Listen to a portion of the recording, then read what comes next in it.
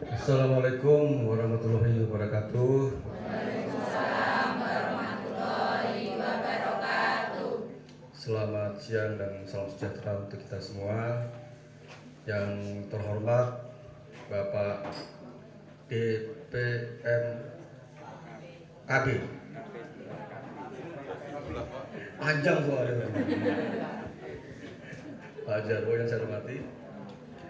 Pak Panewu, Matur nuwun, rawuhipun tuan rumah Pak Lurah, Pak Dukuh, tuan rumah, dan teman-teman saya, ada Pak Kaper, Pak Direktur dari tempat saya, Direktur Perencanaan Pengendalian Penduduk. Pertama, saya ingin menyampaikan permohonan maaf, jadi merepotkan Bapak dan Ibu sekalian. Padahal sebenarnya saya ingin nostalgia. Tahun 91 itu saya di Wonosari sampai tahun 94, tahun 91.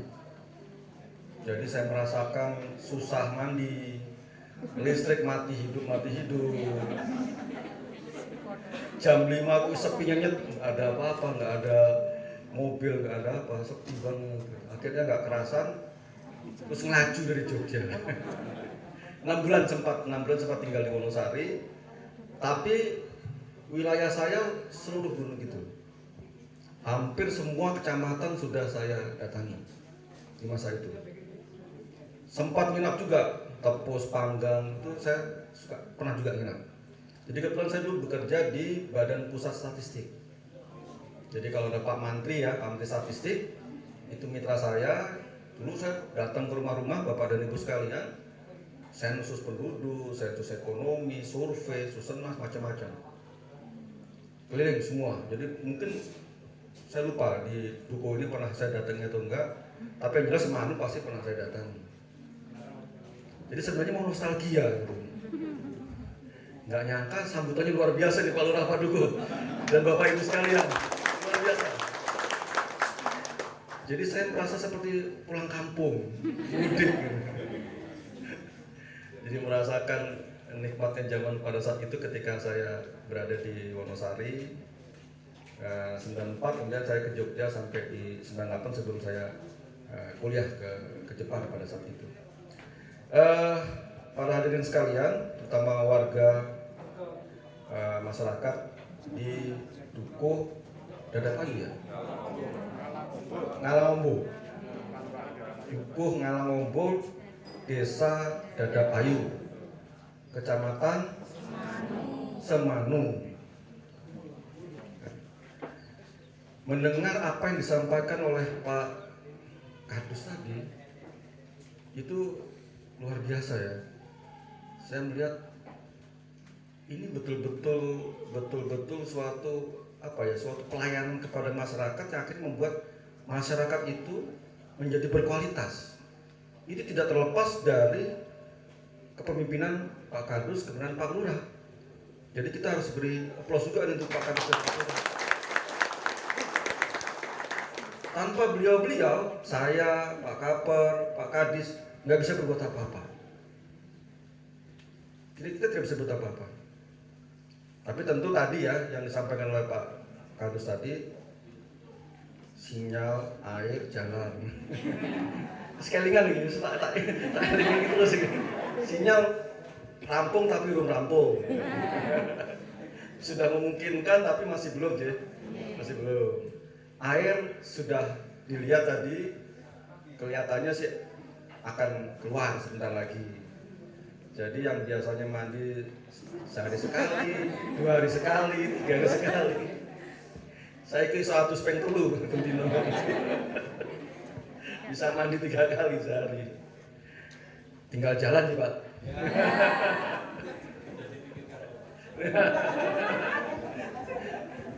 Nah, Bapak dan Ibu sekalian, apa yang sudah disampaikan oleh baik Pak Lurah maupun Pak Kadus, ya itulah hakikat dari kampung keluarga berkualitas. Kampung keluarga berkualitas bukan hanya terkait dengan KB, bukan terkait dengan akseptor, bukan terkait dengan stunting, tapi semuanya. Namanya kualitas itu adalah kualitas manusianya, kualitas ekonominya juga, kualitas infrastrukturnya juga. Tadi ya sudah disebutkan tadi, sinyal sudah nyaris, air sudah, jalan yang masih mendekati. Mendekati toh ya. Sampai titik tertentu kan sudah bagus gitu. Jadi kalau itu sudah bagus, maka kampung KB ini itu akan menjadi kampung keluarga berkualitas yang berkelanjutan, level tertinggi kalau kita bicara di kampung KB. Nanti yang kesini bukan lagi saya, bosnya saya yang kesini nanti.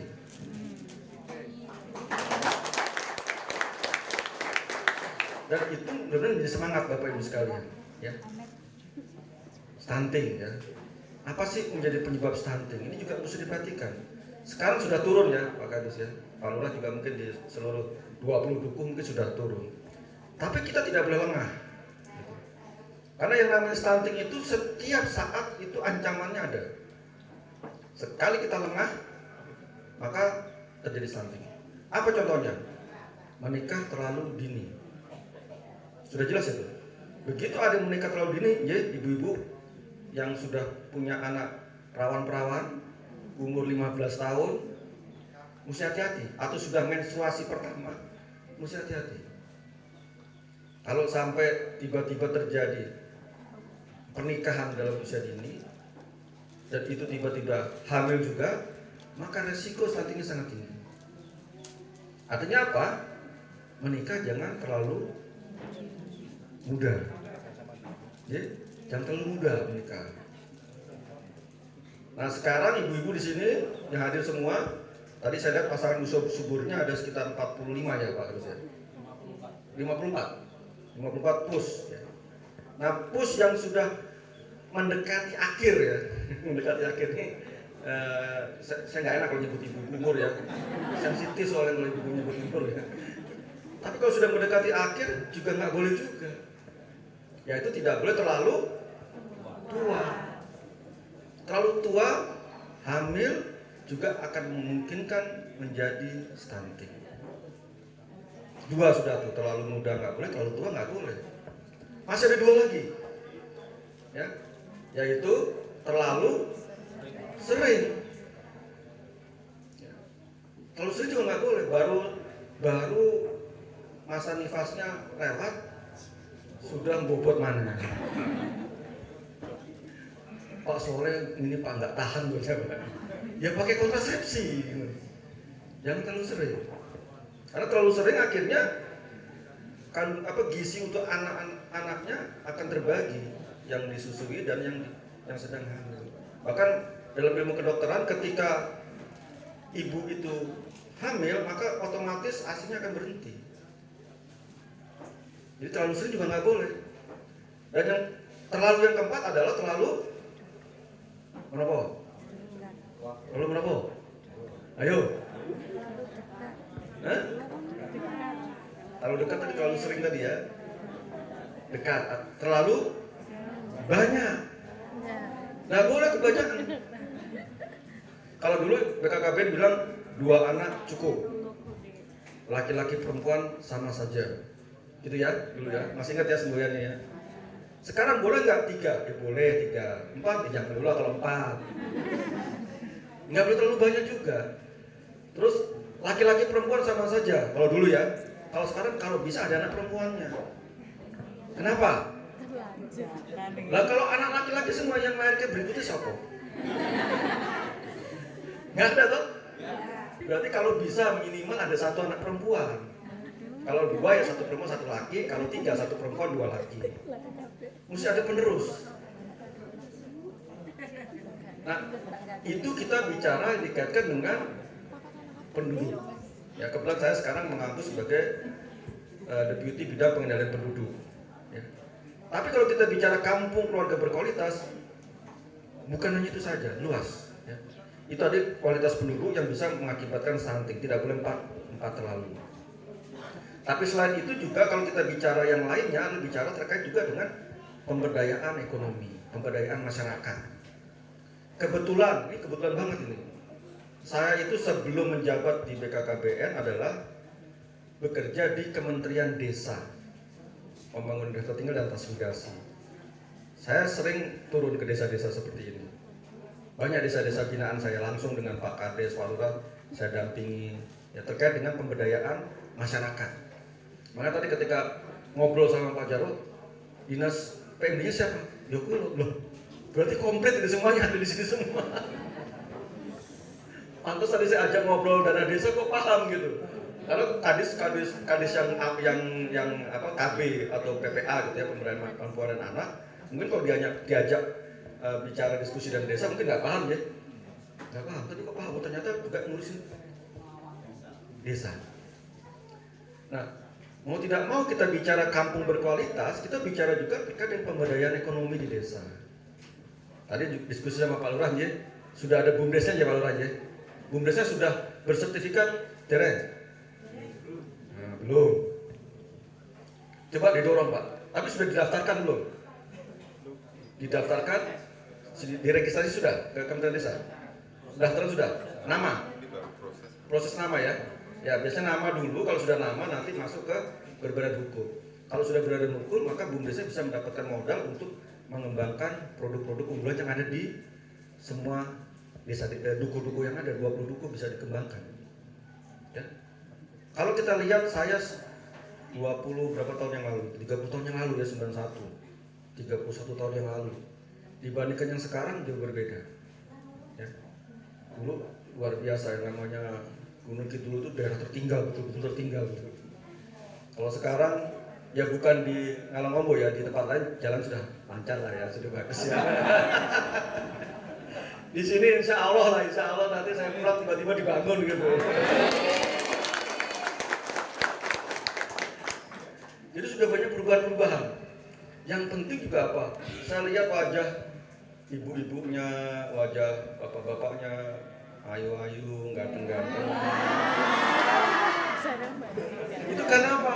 Karena sudah sejahtera, karena sudah berkualitas. Sudah mandi 3 kali. Oleh karena itu Bapak dan Ibu sekalian, kita bicara kampung keluarga berkualitas, kita perlu bersinergi dengan semua pihak yang terkait. Ya. Bukan hanya BKKBN saja, kita BKKBN sebagai komandonya di BKKBN. Rumah dataku sudah ada, saya lihat Dasat juga sudah ada.